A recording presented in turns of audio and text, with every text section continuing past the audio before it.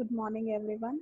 So, in today's lecture, we will discuss about the phases or the process or the stages of merger and acquisition strategy when it comes to strategic human resource management. So, as you see on the slide, we have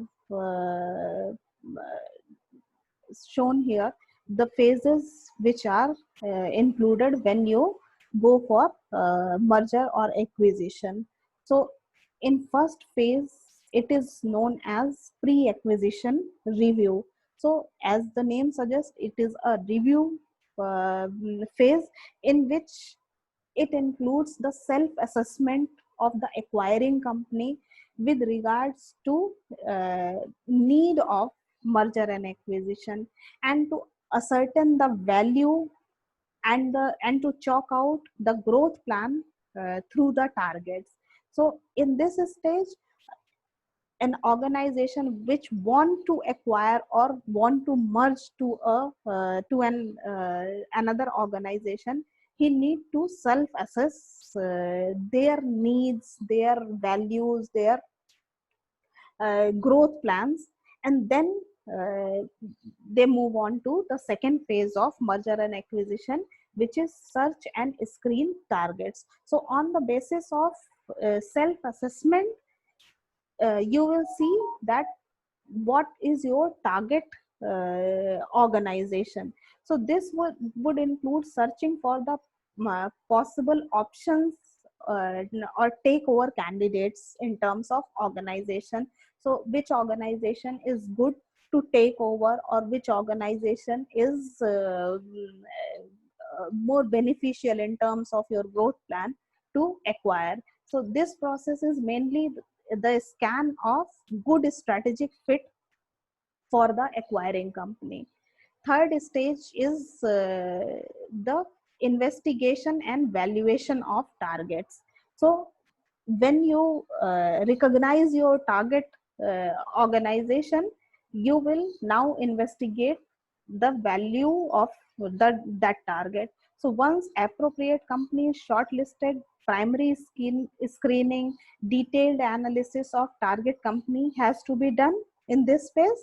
And this also refers to as due diligence, because due diligence is required when it comes to investigate and uh, assigning value to the organization which is to be acquired.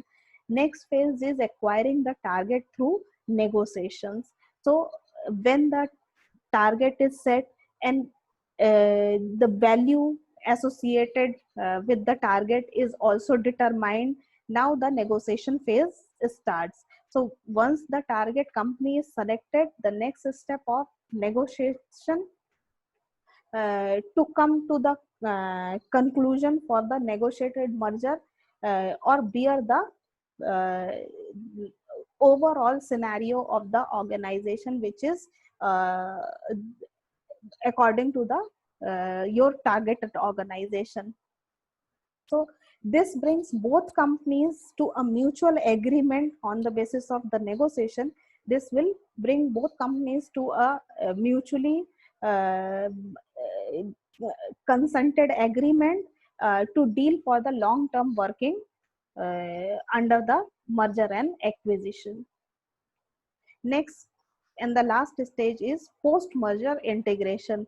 If merger and acquisition is successful and the negotiation is successful, so the company merged to another company.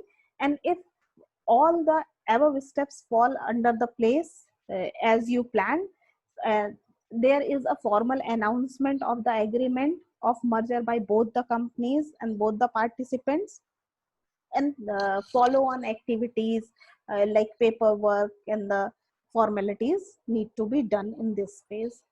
So this is all about the process of merger and acquisition. Now there are certain reasons for the failure of merger and acquisition process. So these reasons could be the poor strategic fit. So see, if your process of merger and acquisition does not perform with due diligence. So these type of problems can arise, and your merger and acquisition will not be as successful as you thought of. So poor strategic fit is one of the strategic problem which is related to failure of merger or failure of merger and acquisition. So wide difference, if there is a wide difference between objectives and the strategies of company, so the merger and acquisition could fail further. Second reason could be the poorly managed integration. So integration uh, means the process of amalgamation. If poorly managed without planning or the design, this leads to failure of implementation of strategic plans. Third is incomplete due diligence.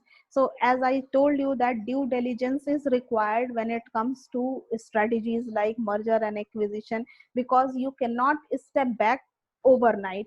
So inadequate due diligence can lead to failure of merger and acquisition, and it is basically the crux of entire strategy.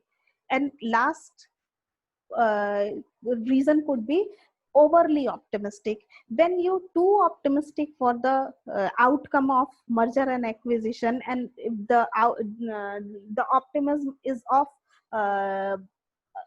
what do you say, uh, which is not related to the reality, so it will also create a problem in merger and acquisition. So too optimism or too optimistic projections about target company lead to a bad decision making and the failure of merger and acquisition.